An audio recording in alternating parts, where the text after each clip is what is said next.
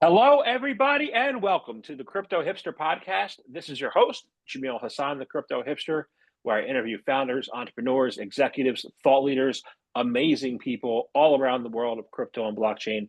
And today, you guessed it, I have another amazing guest. I have Catie Romero-Finger. She is the founder of Babs Labs. Catie, welcome to the show. Thank you, Jamil, for having me. You're very welcome. I'm glad you're here. I'm looking forward to the conversation. Um, Same. so, let's kick things off and ask everybody the same question. I get amazing answers. The first question is this: is what is your background, and is it a logical background for what you're doing now?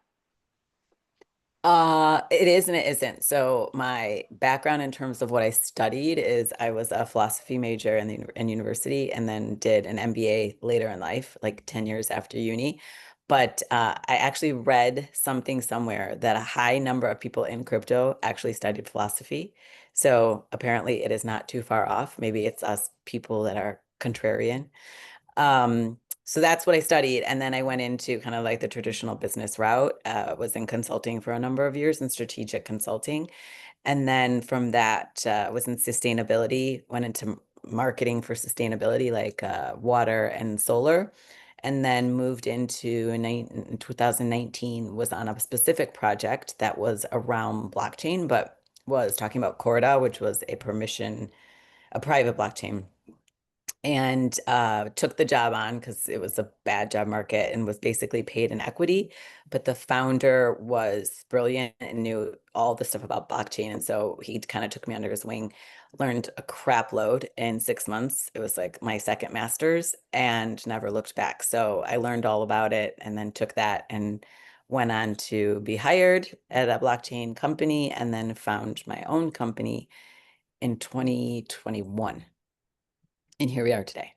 Got it. Got it. Got it. So, I want to I want to find out why you think philosophy majors are successful in crypto. I want to hear your thoughts on it because I found that to me, I'm relying on some philosophy principles. I didn't study philosophy, but I rely on some philosophy principles. So I want to find out for you why you think that's true. For myself, I don't know if it's the case for other people, and for the where I play in crypto, which is kind of more in the use case side of crypto, so like DeFi, places where we know where it can be applicable. It's a kind of real world application of crypto or blockchain. I think it's the ability to question a lot. So it's kind of like, does this work? Doesn't work? Why? The logicness behind things, if that's a word. So just questioning, understanding if this makes sense, why it makes sense. Should we go with the grain? Should we question kind of um, the normal route and try and figure out a way around it? And then the other big thing is I feel that the philosophy made me do is really think about like institutions that are established, why they're established, and if they make sense for everyone. And crypto allows you to ask those same questions because there are a lot of projects that are really shitty and you wonder why they get money. And then there are projects that really could change the world and they're questioning kind of the status quo. So I feel like in that sense, it makes sense. It goes along with what I studied in terms of philosophy. Awesome. One of the things I learned the most important person in a room, you have a room of networking, is not the person with the biggest title, the biggest paycheck, or the biggest mouth. It's the person with the biggest ear. You Hmm. know, Good so listeners. Hmm. yeah. So Agree. that makes a lot of sense. Cool. So Babs Labs, what's it all about? What's your vision? What's your mission? What do you love about it? So Babs Labs is when we go by Babs, usually Babs Labs, whatever, Babs, whatever you want to call us. We're the number one data-driven growth marketing agency for Web3. So what that means is that there are tons of agencies out there that do marketing, but our whole philosophy and mission is that everything should be fueled by data. So we're working in a space that we can get so much data because we're working with on-chain analytics. There's ways to connect your wallet and see so much data on people. We should be using that to create better campaigns, better growth initiatives, ways to make projects truly be successful. So our mission really is to give founders and projects the tools they need through data to be the most successful that they can. And then on top of that, we do have a mission, I think, to take on projects that are going to do something rather different in this space. So we don't generally try to take on projects that are pretty run of the mill, I guess is the word. Okay. What would be some of the special, unique characteristics you look for in projects? I think things that we like to do emerging market stuff, things that are going to allow for certain groups of people, emerging market, to be able to have better ways to make payments, to be participatory in the global economy, ways to increase, I mean, even things like supply chain. How do we increase things that have been very stagnant for a long time and very, legacy systems? How do we use blockchain to make that innovative? Um, payment rails is something that's interesting to us. What else? Things like decentralized cloud storage. So right now we're living in a world, at least in the US especially, but I think we would say world, where the big tech guys rule everything. Amazon, we have basically the five big stocks on the stock exchange. And so any sort of blockchain tool that could come in to change that and decentralize that monopoly is of interest to us as well. I love that. If you could take Thanks. Amazon AWS and make it We can take Jeff Bezos down. We will try. yeah, sounds good to me. So, um, one of the things that is most important resource for startups, right, in crypto is called reach, right? So why is reach really important, and what are the best strategies to achieve it? So I think reach is obviously the most important thing. I think you realize that, especially when you talk to someone. So I live in Spain, and so my world around me is obviously Spanish. And so when I tell people what I do, I tend to say I just work in tech, because the minute I attempt to say anything, people assume it's either Bitcoin. So if you say crypto, you work in Bitcoin, and then it's assumed you're an invest, you can tell them what to invest in and all this stuff. So it's super hard to explain what we do. Marketing for crypto, but what kind of projects are they doing? So reach, I think, is massively important because of the fact that so few people in the world even understand what we do, what's happening in crypto. So I think a big part of that obviously is understanding how we reach those communities and how we're doing specific marketing campaigns, whether that be IRL activations. Educational is huge. So my co-founder is actually a professor at a university, and she's working on a lot of initiatives and how, because you can't have like a blockchain degree, but because by the time you've studied it in 4 years, it's obsolete, right? I mean, it moves so fast. So she's working with the university, and we're working also with like Open Campus through Animoca Brands on how can we bring education to people so that they're learning this stuff at a young age. So it's also teaching like financial literacy. It's also teaching skills to work in this sector. It's teaching innovation to come up with products that allow us to reach more people. So I think it has to start at what type of education we can do that people can study it, but then it be applicable. Because, that's another thing, like as I found as a agency, we struggle to find people we can hire. Because unless you kind of have a interest in this space, you don't learn about it. So I think at the actual fundamental level of education is where we need to be working on reach. It's interesting you talk about financial literacy, because if you look at TradFi, I mean, I worked at AIG for 12 years total, but insurance took 20 years total. And then after I was done, I did take an insurance exam in Connecticut, and that was Mhm. completely different stuff than I learned for 20 years in insurance. And most of the stuff I didn't know, like Yeah. personal finance, and they don't teach that in TradFi, let alone crypto in school. So how, from putting your sustainability hat on from an educational perspective, how do you think we should improve the education systems to be able to teach it? Yeah, I mean, what we're looking at right now is a couple different things. Is one like through certification programs. So we come up and doing that in partnership with bigger crypto brands. So if we're trying to think of financial literacy, maybe we can partner with like a wallet, and they sponsor a 12-week course or a 6-week course talking about how to open a wallet and why would you invest in crypto and how do you invest and what does that look like? What are the risks with it? Another thing is doing like blockchain societies, at chapters at different schools, so people can come and ask questions around what blockchain is and the applicability of it. Because it's not just investment, it's also, if you're an engineer, how can blockchain be part of, how can you like embrace blockchain in your degree? So I think that's really important. And then doing like seminars and conferences at universities. So bringing important thought leaders that are at different bigger. I mean, I think I know that there's a lot of like Binance's, like Binance Academy, but it's more about bringing in-house and having like a panel of people up there talking about how do you learn these things and understand these things. We actually had a client, Ort, which is a decentralized AI product. And he is a professor, a master's professor at the University of what is it?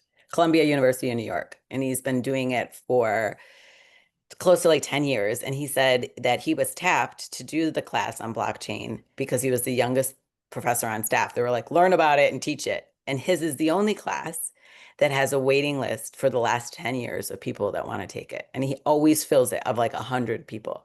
So the interest is out there. We just have to figure out ways to implement it into curriculum, and also in more than just curriculum, but like ways that people can do something, go away, and then say, I have this, where can I work? Which is super important. Yeah.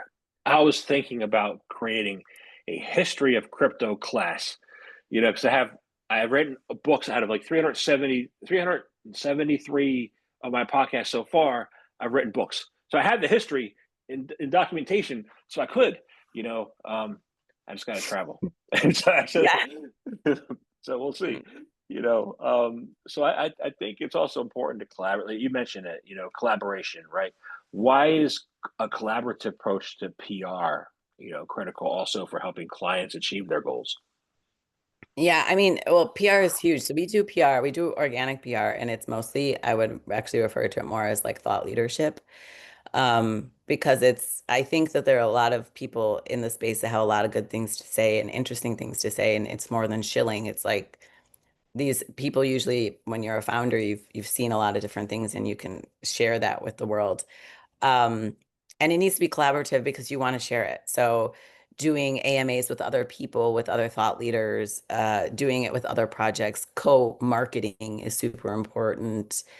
More than anything, crypto needs to be a collaborative space, because especially when we see kind of a bear market, a lot of these products are very similar in nature. So the more collaborative we are, I think the more we can get ahead. So we can, whatever this person's product might do that's filling a tiny gap that yours doesn't, working together can get you there. And the same, I mean, when you're talking about like different services, PR is huge in that. People don't want to listen to someone in an echo chamber. They want to hear like a conversation more than a monologue.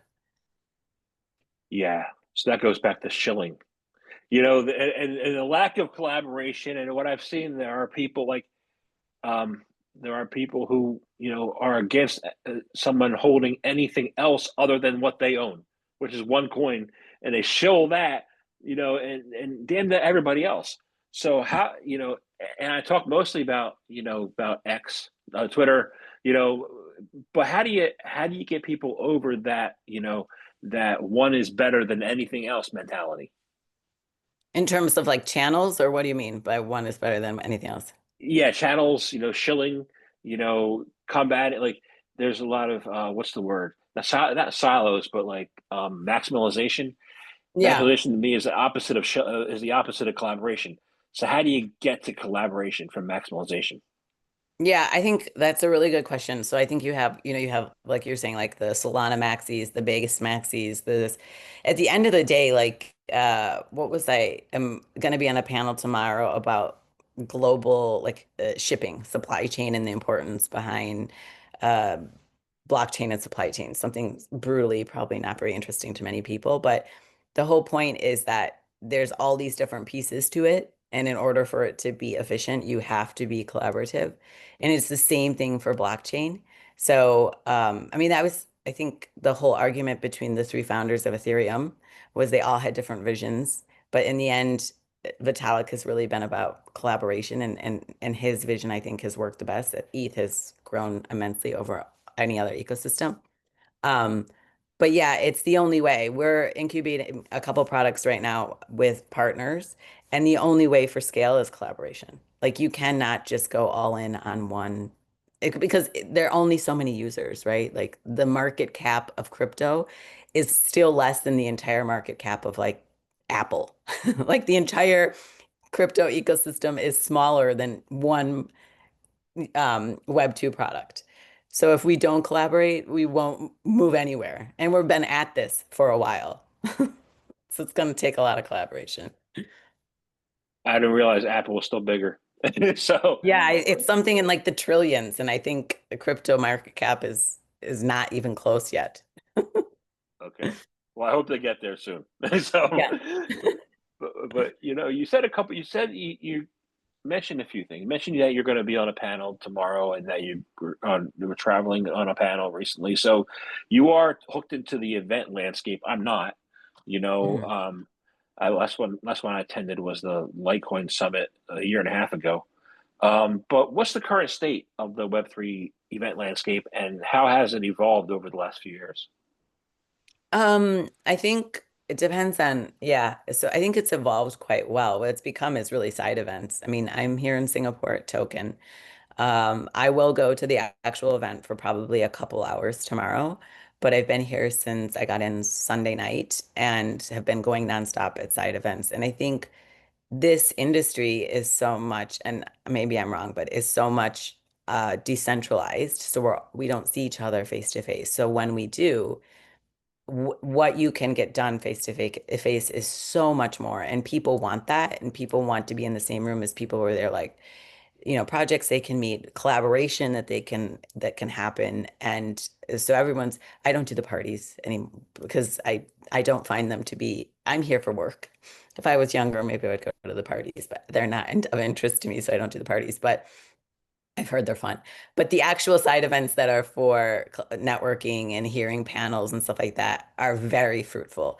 And I think so. My first big crypto event, I think, was NFT New York in 2021, which was like a spiritual event. It was the first, I think it was the first or second biggest, and it was the second rendition of NFT New York, and it was the height out of NFTs. It was done gritty and it was Web3 and it was in like cool theaters, and it was just raw, and people, it was like New York was just so you could feel it.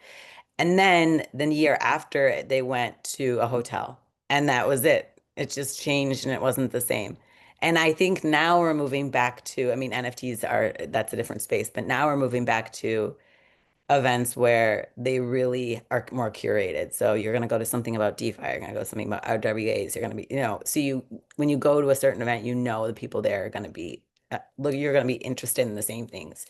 So I think they've evolved for the better. But at the same time, I think there's over like 500. I mean, side events. There's no way you can get to all of them.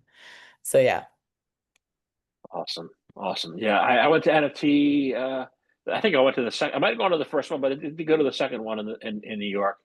That was I went to a rooftop and I met like six people I interviewed for a podcast, and so Yeah. that was fun. Yeah. But like we had the hype that we had a lot of energy with the NFTs. We had a lot of energy in the early days of DeFi. Right now, you hear stablecoin, no energy. Mhm. Right? What's the energy like, or is it missing now? Yeah, stable coins are kind of boring because they're like banks, right? I think the energy, what I feel is really around different forms, like in different cool infrastructure products. So how are we creating new layers, things that aren't layer one or not a layer two, but something that's going across every layer of blockchain. They don't even have a name for it yet, type of thing. Or like that feels like very vibey. Things that I think DeFi feels very vibey because there's new ways to payments. Wallets are interesting, although I think it's a space that it's just if you're a new wallet, it's very hard to get users. What wallet do you use, for example? And what does it take you to move to a new one? Who, me? Oh Yeah, God, what? I use Coinbase and I use the Vault. I do not. Oh, okay. I used to use I used Edu, I had a lot of certain coins in there, and was hacked and taken over by North Korea hackers, I think. And then I Yeah. tried to get the money out, and then the money was taken out from me by them. So I try to stay away from wallets now. So Yeah. Exactly. I think wallets is a hard industry to be in, but their events are pretty vibey. Um, like exchanges are interesting because they're becoming more, and wallets as well are becoming, they have all these new great features. There are ways to truly invest that you're going to get cool, like very high yield. That's interesting. That's definitely has a vibe. Um, I mean, think about like a savings. My kids, I put money in the savings account for my kids and took it out because it was like 2% and put it in some yield bearing stuff for them in crypto. They're never gonna, by the time they're 18, they're gonna get, $5. that's true. So yeah, 'cause if the wallets are secure and safe for investors, then I'm all for them. Yeah. You know, but yeah. So and then I was a Celsius customer, so you know, Oh, there you go. Okay. so at the time I loved making 13% until they went bankrupt. You know, Yeah. so so Always a bit of a downside. yeah, that's no downside. But I'm glad there's energy. I'm glad there's innovation happening in that space, like you said. So that's pretty good. So I want to find out, from you, real Web3 adoption, not just stable coins, right?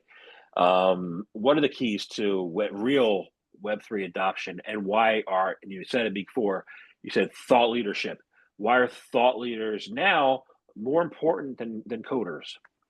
Yeah, I think that's a really good question. I mean, for true growth, we do data. So when we can pull a lot of interesting data, we can make sure we get the right people to see your project. Therefore, we're looking at true growth. But I think thought leaders are really important right now because if you're looking at wealth generation, so people that are investing, looking at people that are like my mom's age or my age that are truly looking at investments for retirement, thought leaders are super important because they give credibility to this space. So someone that's coming probably from like a TradFi background that's gone into crypto in the last 5, 10 years and can explain and give credibility to this not being a grifter's space, although there are lots of grifters, but explaining why that there are things you can trust is going to be so important for mass adoption. Getting those type of people on, Bloomberg and on NASDAQ talks and all of that, and talking about it more than just, we need less regulation, but more about how can we diversify the current economic systems so that we're seeing better returns for everyone and we have secured futures. So I think that's going to be huge. And that's what we work with a lot of our founders because they are very knowledgeable people, to talk about that, to talk about why, like, what does this mean and why can it be trustworthy? Got it. Yeah, we have a little bit of. I don't want to mention this, but I do want to mention this because I see it as a problem. We have something Mhm. in the crypto space called KOL, key opinion leaders. Leaders. But what they are their anonymous accounts on X that are shilling coins. They in no way, shape, or form are a thought leader. Right. So, what is your definition of a thought leader, and what should we call those KOLs instead of opinion leaders? What should we call them? Shillers? What's your definition of a Yeah. real thought leader? Well, I think we work with kind of two different people. You have like influencers that have their base that people look at because they think, okay, these guys have talked about certain coins or certain projects and they've done well, so we should listen to them because they have some sort of insider information. And then you have KOLs or influencers that are really smart guys that do read the charts, that get the data, that investigate, that go deep down, and they a lot of times have their own closed groups that you have to pay to be a part of. And those guys we tend to work with more because they will do their due diligence on the project. So they won't just for money, they won't chill a project. And that's very clear. And through data, we can pull that. So we can see how many of the calls they've made have actually done well, how many of their followers are true followers and not bots, what their engagement rates are, and stuff like that. So I think that's one really important thing. And then also there's the thought leaders that are not just on Twitter, but that are in mainstream media. So if mainstream media and a lot of mainstream media, if you're working with Bloomberg, they're not going to allow, whatever your random anon name is to be interviewed. You have to be doxxed, you have to have, they do DD on you. So those are a lot of other people. And those for me are like true thought leaders. Like you need to be, those are the guys you need to be listening to. They're the ones that take their personal credibility. They're not making any money per se from that interaction. So I think there's kind of three levels. And then they're the ones that just shill. And a lot of times the unfortunately you kind of have to do your own due diligence and look at the projects that they're talking. I mean, it's kind of obvious. But I do think that more and more the industry is moving away from those type of people because people have really been burned and people lash out and they're like, people lose millions or thousands or whatever listening to some idiot that's been paid $1,000 to talk about a stupid coin. Yeah, I agree. So, Yeah. so the real thought leaders, I would think, when you say Bloomberg, like, I think we need more journalists. Mhm. I think they got a couple that are good, but I think you need Yeah. more, right? So how do you get them more people at that mainstream level to be able to talk about crypto favorably? How Yeah, do you bring how do I you agree with you there. I think we need more journalists and we need more credible news sources in the crypto industry. There aren't many. And some have gone to a lot up to like pay to play. So if you just pay them, they'll post your article. And so there's very few at this point that are completely organic. I think that is something that someone should invest in and start because people want to read a source where they can understand and trust it. But it's unfortunately, I think the industry is actually moving away from that. I know that I mean, news in general has become not a great area to be lately. Um, and I think that crypto news has been even worse. Like CoinDesk used to be a place where you could really trust, but I have heard from some other journalists that there is like pressure on the inside to just get stories out. So I don't know the answer to that, but the crypto industry needs more journalists and more publications that are organic, like raw, good news sources and I think we have good podcasts. That's great. But we also need those kind of traditional news sources as well. I agree. So besides journalists, let's talk about like micro influencers, not people who have like a big, huge follow, but a couple thousand followers, and they want the industry to go forward. How can the micro influencers best help the industry like go forward from where they're at, from their couple thousand followers to build up? How do they get us to where we should be? Yeah, that's a really good question because we do a lot with micro influencers. And actually, a lot of micro influencers don't even know they're micro influencers.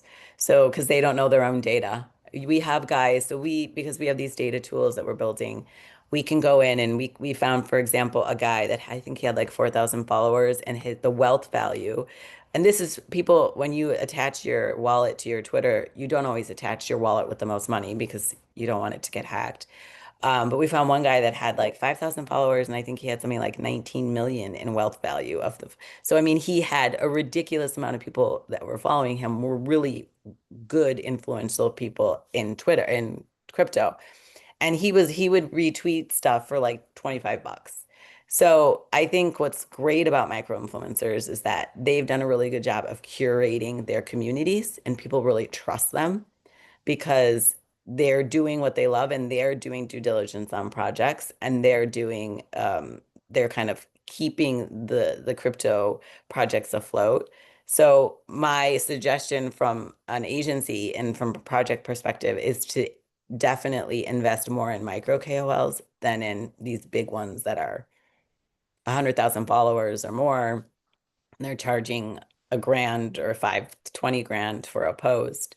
Because I think it's going to be the micro influencers that are going to push projects forward for sure.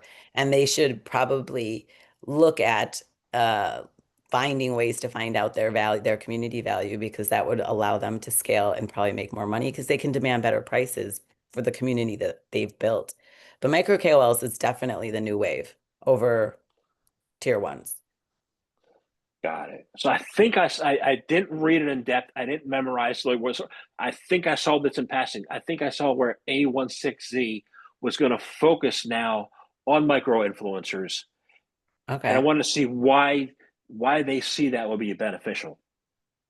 Interesting. Well, I can tell you why. I think because it's like having a VIP or an alpha community. So when you have a community that's 1,000 people, but it's just 1,000 people, but they're not curated and there for a specific reason, they're not going to be as valuable to you. But if you have a community that's 300 and they're all there for whatever it might be, they're all there because they love this one brand. When the brand launches a new purse or a new shoe or whatever, they're going to buy it because that they're there for that. So for us, that's what we see as well. They have taken great care in keeping that narrative tight and keeping it honest and true. And the people there know that what they're there for, and they're there for that. So I definitely agree with that. I definitely agree that micro KOLs are going to be the new wave, or they are already the new wave. But it's interesting. I'll have to look that up about A16Z. I think it was them. I'm not 100% certain, but I think it was them. That's why it caught my eye for a minute when I was looking at other stuff. But I was like, oh Yeah. wow, okay. So, and then I did want to like one of the areas I think I expanded to recently myself, that has been a hot topic area for influence in this space is YouTube. We had a lot of creators get banned from YouTube, but then I think Donald Trump just won $25 million in a lawsuit against YouTube, or something like that. But how do you see YouTube as useful for micro influencers going forward? Or how do you see that space, that being as a tool or not? I think it's really good for traders. I think that we have a couple trader KOLs that we work with, and they're doing like an academy. So you can sign up and be a part of it and learn from them and kind of see how they're trading and learn how to do different trade strategies. So I think for KOLs, it's a really good platform. And for or KOLs that are in trading that understand how to do it and want to share that knowledge, and they can monetize on that. So it's great for them. For projects, I don't know. It depends. Like maybe for protocols, it's probably good because if you want to bring new people in for protocols and you want to explain how things work, visual aids is always so much better. Like a video does way better than reading a freaking how-to guide. No one wants to read anymore. So I think videos are great. Um, what's funny? So I think it's like a generational thing. I don't really use YouTube, but my head of strategy, who's like, I think 2 years younger than me, loves YouTube. And he's always sending me stuff from YouTube. I like to get my stuff a little bit quicker, so I would go more to like shorts. Um, but I do think that YouTube is really going to be important, especially for format that needs to be explained. It's the only platform that you can kind of use for that. And about being sued, I guess if it's like a copyright issue, and in fact, there is a project that we worked with in the past that's using creators' IP to monetize. So I think that they're like in putting the creator content on chain, and then you can monetize if someone uses it, reuses it or something like that. Don't quote me on that. I won't say the name because I'm not sure 100% right. But so I think, yeah, but I think YouTube is going to still be important. Got it. Very cool. Well, I want to thank you very much for your time today. I enjoyed speaking with you. I have one last question, and it's very Sure. simple. It's how can people find out more information about you, about Babs? How can they do that? Become clients? How can they do that? Yeah, please do ping us. We're on Twitter, as everyone is, at Babs_agency. Myself, it's just my name. I'm not very creative on Twitter and LinkedIn at Catie Romero on Twitter and a Telegram if people can reach out to me directly. And yeah, I think hello at babslabs.io is the best way if you want to get some numbers or you have questions. We're very, very open team. One thing that I'm very proud about our team is we've almost the whole team has been together for the last 3 years, something very rare in Web3. We have very little turnover. People are very loyal on the team, very good. We've upskilled a lot of people. So pretty cohesive unit and would be really excited to take on any new projects. So please reach out. Awesome. Thank you very much for your time today. Thanks, Jamil. It was great talking to you.